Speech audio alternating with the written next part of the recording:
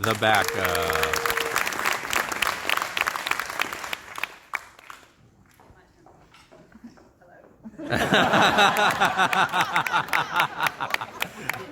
There we go.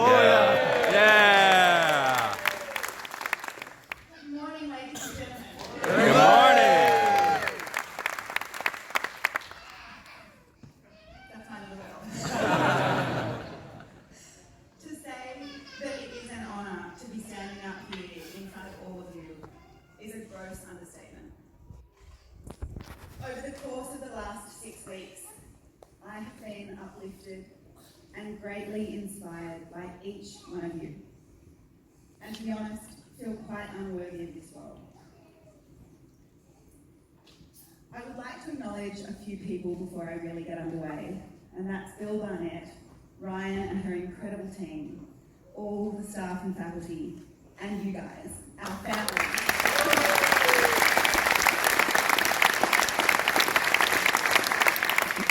Who have allowed us to embark on this unforgettable experience.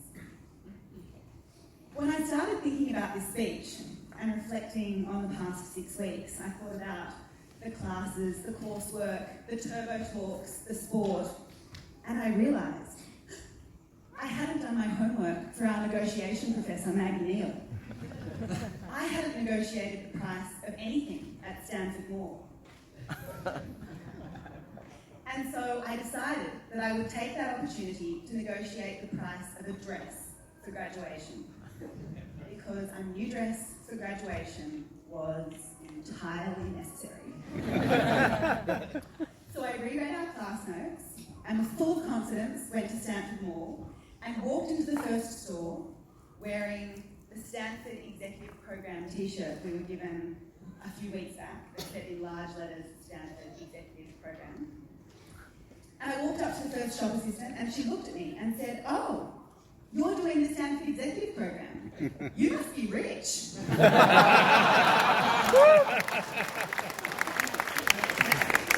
thought that was not the best environment to start. And so I left. And I walked into the second store. And things were going a little better. I tried on a couple of dresses.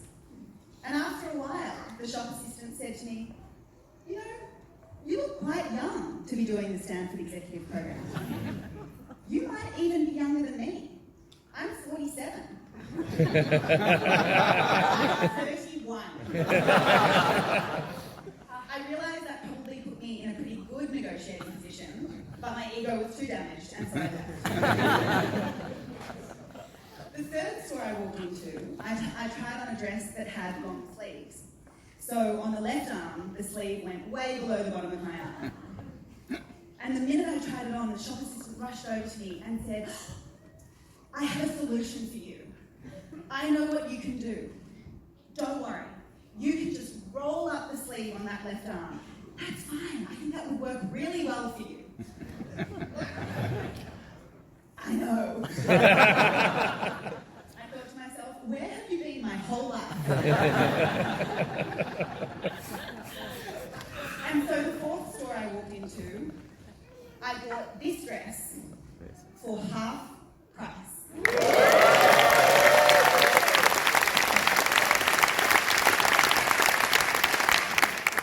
Because it was on the 50% sale.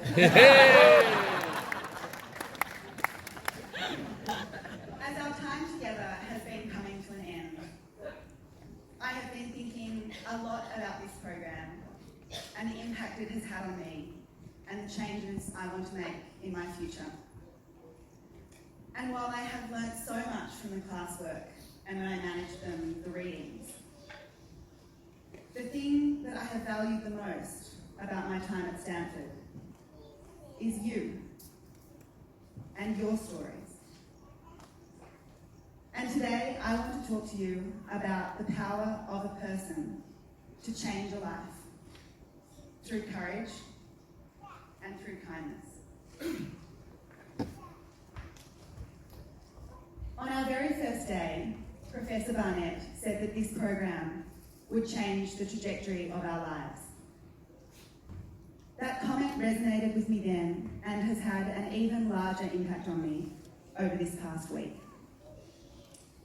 I'm sure he was referring to the classwork and the quality of the education, but also the fact that 226 people arrived at Stanford on the 21st of June 2019, and on that day, 226 individual stories converged. I remember looking around the dining hall on that first night and seeing an unparalleled diversity of experience, of age, culture, race. For the most part, we were strangers, brought together by circumstance. And over the course of the last 6 weeks, you have changed the trajectory of my life. And I have learnt that so many of your stories are ones of courage and of kindness. Richard Essex had open heart surgery 2 months before the start of this program. But his story is not one about his illness. His is a story of courage and resilience. Right after his surgery, he started walking several miles every day, 1 foot after another, and now he runs several miles. He is not weakened by his illness. He is stronger than he ever was before and incredibly focused on his future.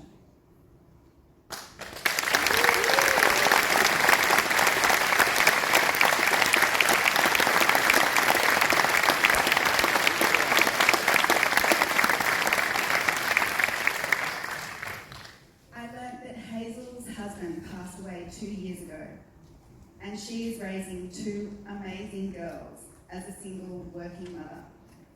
She takes them all over the world on summer holidays, and to balance family life and working life, she wakes up at 3 o'clock in the morning, does 4 hours of work, spends the day taking her girls all around cities all over the world, and after they've gone to bed, works for another 4 hours.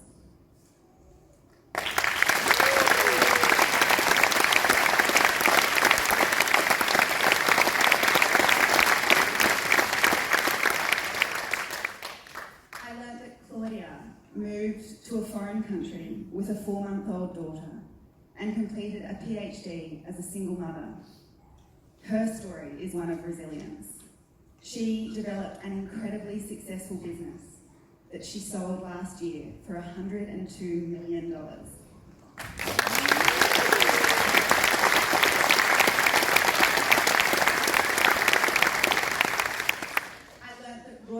Is genuinely changing the world through the work she is doing to advance women in Afghanistan.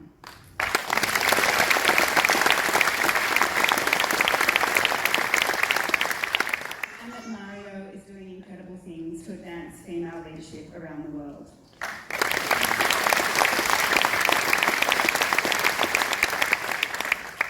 I learnt that Chef Raul travels 3 hours from Sacramento every day to be here. And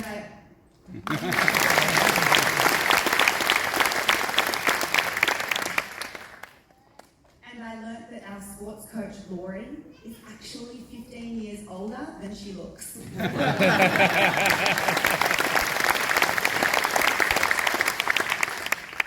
And every single one of you has an unbelievable story. And I am very fortunate to have been the beneficiary of many stories of courage and of kindness. When I was in year 5, 10 years old, there was a boy, Todd. And one day at school, Todd asked me if he could sit next to me the next day at lunch. As a 10-year-old, that's as close as it gets to being asked out on a date. So the next morning, I asked my mum if she would tie my ponytail extra high. And that day at lunch, I forced my group of girlfriends to sit in a circle here. He forced his group of guy friends to sit in a circle here. And we sat quite awkwardly in between the 2 circles. And the lunch was fine. But at the end of lunch, he stood up and publicly declared that he would never sit next to me again because he thought it was so weird that I only had one hand. And a comment like that hurts at any age, let alone when you're 10 and already feel pretty different. Of course, my girlfriends unleashed their wrath on me as I scurried away. And I went home and I said to my parents that it would be fine if we moved to a desert island. I had no interest in ever going back to school.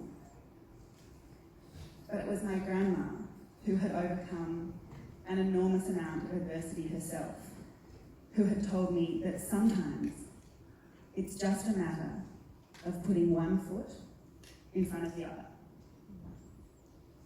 And so I summoned all the courage I could manage and walked into school the next day, feeling like everyone was looking at me and thinking I was weird.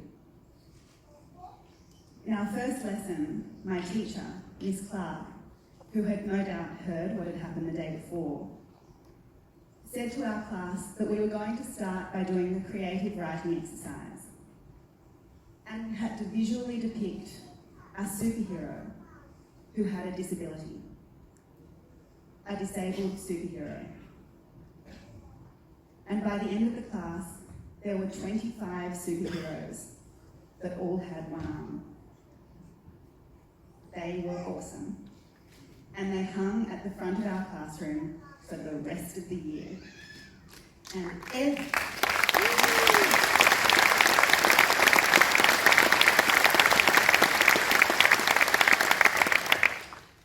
every morning I would swan past Todd and gaze at the 25 superheroes with one arm. Miss Clark changed the trajectory of my life. She saw an opportunity to help a vulnerable child, and she took it. She made me feel like a hero, and I'm sure she made Todd feel about 2 centimetres tall, which is not the moral of this story, but makes me feel very good. And that is the power of one person to change a life, to give someone hope, to give someone an opportunity to be more. We now all have a common story. We have spent 6 weeks collaborating and learning from each other, our cultures and our experiences. Ryan mentioned to me the other day that our cohort has been particularly good at exploring our own SEP experience. And that is thanks to a huge number of people who have organised groups and activities and WhatsApp groups and all sorts of things. So thank you to all those people. It is incredibly hard to imagine having had a better experience. We have all struggled through the morning boot camps and runs that saw 226 people turn up on day 1 and about 7 people turn up this week. But Manuel Silva, I know, has not missed a single run or boot camp.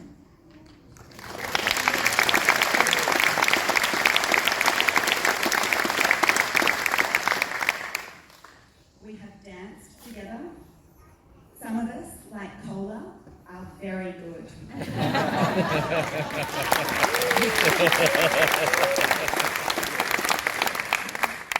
And some of us try very hard. And I feel very privileged to have witnessed Rob Gilby and Takashi Sakazaki do possibly the best rendition of Gangnam Style I have ever seen.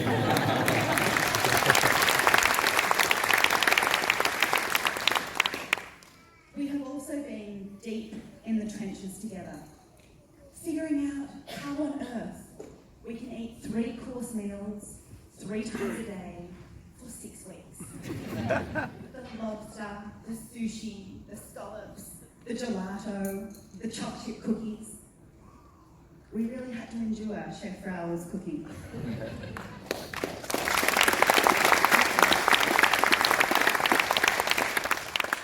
I spoke to one of the staff who works for Chef Raoul, Maria, the other day, and she travels a similar distance to get to work every day, and she said that it wouldn't matter how far she had to travel, as long as she could work for Chef Raoul.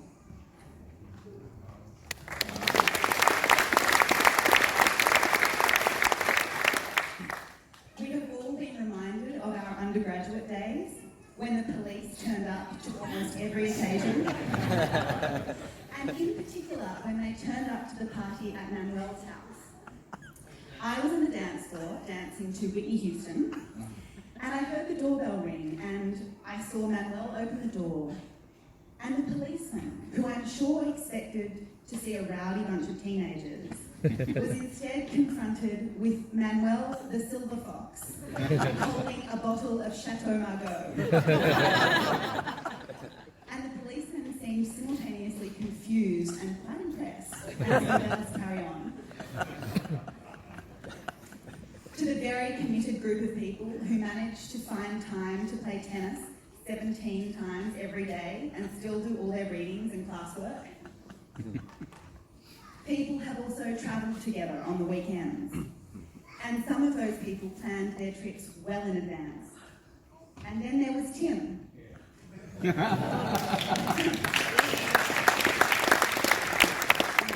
Tim, who innocently got in someone's car at the end of the boat cruise last night, thinking he was returning to campus, and 4 hours later ended up in Lake Tahoe.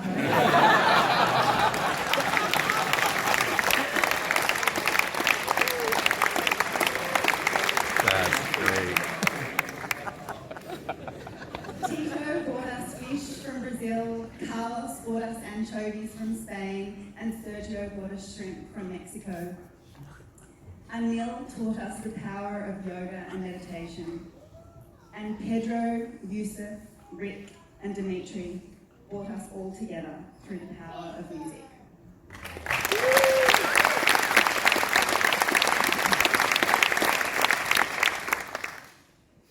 Through all these interactions, I mentioned to you that the trajectory of my life has changed. You have given me the confidence and the courage to do something I am really passionate about. You have believed in me, and ideally you would all be on the plane with me back to Sydney on Sunday. I feel confident to step out of my comfort zone because I believe that you will be there for me, and I will be there for you, and we will all be there for each other. We have shared a once-in-a-lifetime opportunity, and now we are forever connected, forever bonded. I would like to share with you one final story. It was the last day that we were in Beijing for the 2008 Paralympic Games. For those of you I haven't met, I used to compete in swimming and competed at those games. And when you're competing on the Australian team, there's very little opportunity to actually see the city you're in. And so my housemate, Katrina, and I decided that the only morning we had free before we flew out, we would do something together to share one final experience. My roommate, Kat, is in a wheelchair, and we decided to visit the Summer Palace in Beijing. I know many of you would have been there, and for those who haven't, it's this incredibly beautiful, majestic place. So we arrived and walked through enormous, ornate gates, down a very, very, very long corridor to an opening.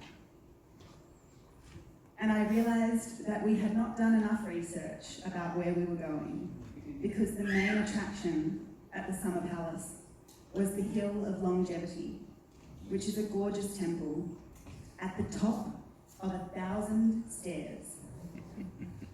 And Kat is in a wheelchair. And so I was staring up at this temple, trying to figure out if there was an elevator. And Kat looked at me and said, "You take my camera, go up and take some photos, and I'll wait down here." And so without any other option, that's what we were planning on doing. And just as I was about to take off, two men approached us. And they didn't speak any English, but they were motioning to their back. And I said to Kat, I think he wants to carry you up the stairs. And the other man was motioning like this. And I said, I think he wants to carry your wheelchair. And Kat doesn't have any strength in her core or her legs, and she is a dead weight when you carry her. And so after a while, Kat agreed to being carried up these stairs, and we managed to get her on the police. Turns out he was an undercover policeman, on the policeman's back. It was about 35 degrees Celsius, and he started walking one step at a time. And as we were walking, streams of people were parting the way and clapping and crying. And we got up about 200 stairs, and the policeman faltered and could not go on. And he put Kat down on one of the stairs with seemingly an impossible task ahead of him. And someone else approached us and just picked Kat up and kept going. And after another 200 stairs, he couldn't carry on. And so he put her down. And someone else came and picked Kat up and kept going. About 8 people got Kat to the top of that temple, just in time to see the sun setting over the water.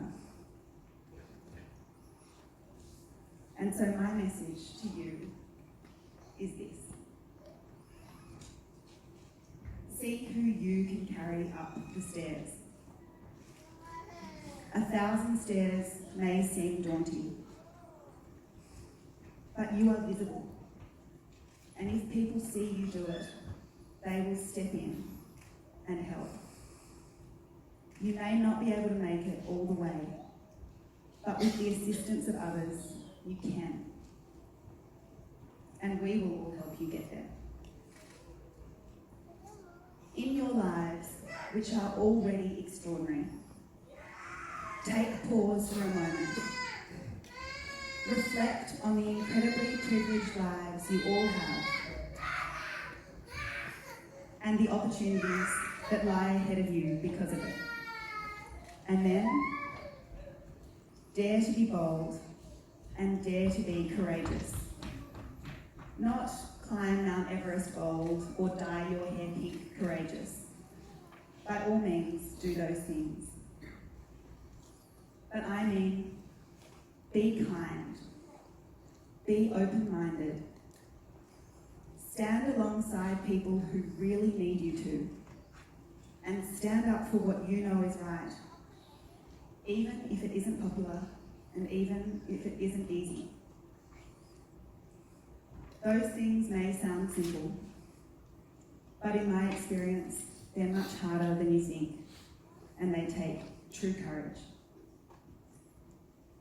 The only thing to ever regret are failures of kindness. As my grandma said to me in a letter she wrote soon before she passed away, love and be loved. Learn to do a few things well enough to satisfy your heart. Look around you. Listen. We are all here, so short a time. I wish you all incredibly courageous lives.